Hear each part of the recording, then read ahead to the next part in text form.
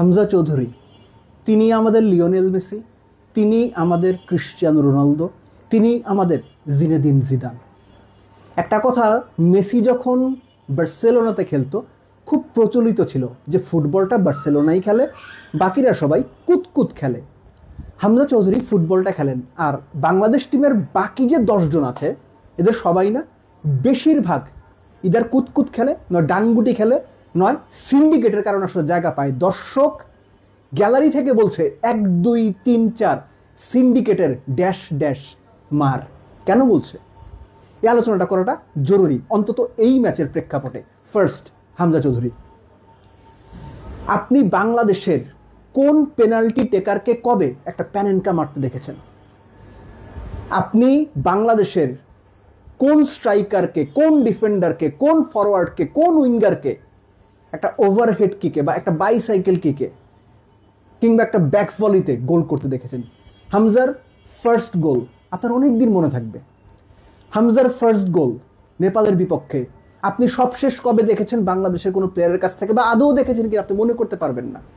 একজন হামজা আমাদের জন্য সব কিছু ছাপিয়ে সব কিছুর ঊর্ধ্বে।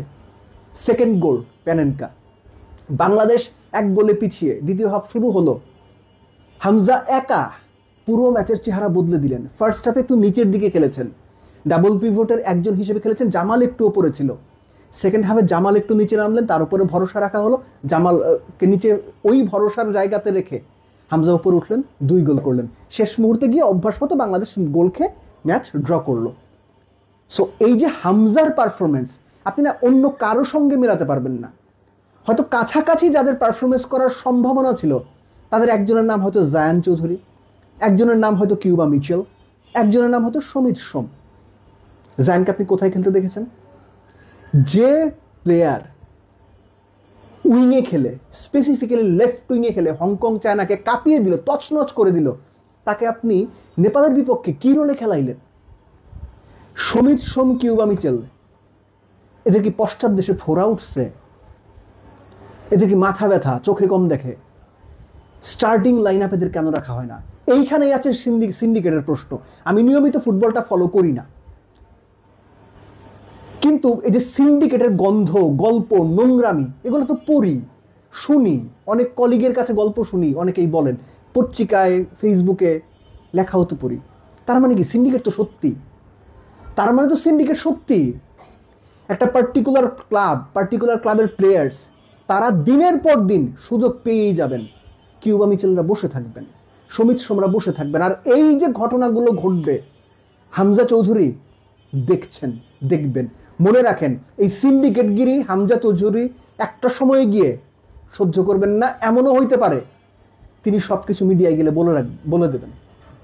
সিরিয়াসলি বলতেছি আমি, মিডিয়ায় গিয়ে সবকিছু বলে দেবেন, অথবা ক্ষোভে দুঃখে আর এখানে খেলতে চাইবেন না। আমি কথাটা এই জন্য বললাম, আপনাদের কাছে অমুক প্লেয়ার, অমুক কর্মকর্তা, অমুক ক্লাব, দর্শক যে বলতেছিল ওই যে গ্যালারিতে 1 2 3 4 সিন্ডিকেটের ড্যাশ ড্যাশ মার, আপনারা অনেকেই সিন্ডিকেটের পদলেহন করবেন, করতেছেন। হামজার কিন্তু ওই দায় নাই। হামজা আপনাদের পুছড়েও না, হামজা আপনাদের পুছড়েও না। সো হামজা, সমিত সোম, জায়ান, কিউবা মিচেলরা যে আবেগ, যে ভালোবাসা, যেটার কারণে বাংলাদেশে আসছে, তাদেরকে ওই স্পেসটুকু দেন। এই যে জাকের আলী, এই যে তাওহিদ হৃদয়, সালাউদ্দিনের সিন্ডিকেট বাংলাদেশ ক্রিকেটের ড্রেসিং রুমটাকে কিন্তু বিষাক্ত করে দিছে। দলের পারফরমেন্স দেখলে টের পাইতেন বা পাচ্ছেন আপনারা। ফুটবলটারে ওরকম করেন না। হামজার নেপালের এগেনস্টে যে পারফরমেন্স, এই পারফরমেন্সের পরেও যদি আপনাদের মনে হয় যে হামজা শুধুমাত্র জাতীয় দলের জার্সির জন্য খেলতে আসছে, আপনারা ভুল করতেছেন। হামজা খেলাটাকে ভালোবাসে, বাংলাদেশের হয়ে খেলতে ভালোবাসে, বাকিরা ওই কারণেই আসছে। তাদের আপনারা মানসিকতাটাকে নষ্ট করে নেয় সিন্ডিকেট বাজি করে।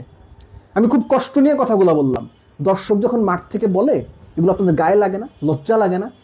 হাভিয়ার কাবরেরার এমন কি দায় যে পার্টিকুলার ক্লাবের প্লেয়ারদেরই সবচেয়ে বেশি স্পেসিফাই করে খেলাইতে হবে? ধরেন রাকিব, ধরেন ফাহিম, ঘরোয়া ফুটবলে তারা কোন টিমে খেলে আমি জানিও না। আমি শুধু ফুটবলটা যখন দেখি তখন দেখি একটা ভালো রান করতে পারে না, একটা ভালো ডেলিভারি দিতে পারে না, একটা ভালো হেড করতে পারে না, ডিবক্সের ভেতরে যে কোনো বল পায়ে পড়া মাত্র ডাবল টাচ করে, একটা ভালো শুটিং অ্যাকুরেসি নাই। এদেরকে আপনার টপ প্লেয়ার কীভাবে মনে করেন? ফার্স্ট হাফে বাংলাদেশ লেফট উইঙ্গে কয়টা অ্যাটাক করছে আপনি বলতে পারবেন? পারবেন না। আপনি ড্রিবলিং করে রাকিবকে, ফাহিমকে, তারা তো রাইট উইঙ্গে সেন্ট্রালে খেলছে, কয়জন ঢুকছে? তারা কোন সিন্ডিকেটের প্লেয়ার কিনা আমি জানি না, কিন্তু এই যদি অবস্থা, আপনি তারপরও কিউবা মিচেলকে বসায় রাখবেন, তারপরও সমিত সোমকে বসায় রাখবেন, তারপরও জায়ানকে আপনি লেফট উইঙ্গে খেলাবেন না, নাকি লেফট ব্যাক খেলাবেন? এটা সিন্ডিকেট না তো কি? 100% সিন্ডিকেট। এবং এই সিন্ডিকেট ক্রিকেটের মতো বাংলাদেশ ফুটবলের ড্রেসিং রুমটাকেও, হামজাদেরকে একটা সময় গিয়ে বিষাক্ত করে দেবে, মানসিকতা বিষাক্ত করে দেবে। এবং ওই বিষাক্ত মানসিকতার ফল এই যে ফুটবলের মধ্যে যে জোয়ারটা শুরু হয়েছে, ওই ড্রেসিং রুমের সিন্ডিকেটের যে বিষাক্ত মানসিকতা ছড়াবে, সেটা ফুটবলের জোয়ারে ভাটার টান এনে দিতে খুব একটা সময় লাগবে না। মনে রাখেন, বাংলাদেশের মানুষ খুব ভালো জানে কখন বুকে আগলে ধরতে হয়, কখন লাথি দিয়ে দূরে সরাইতে হয়। So be careful everyone.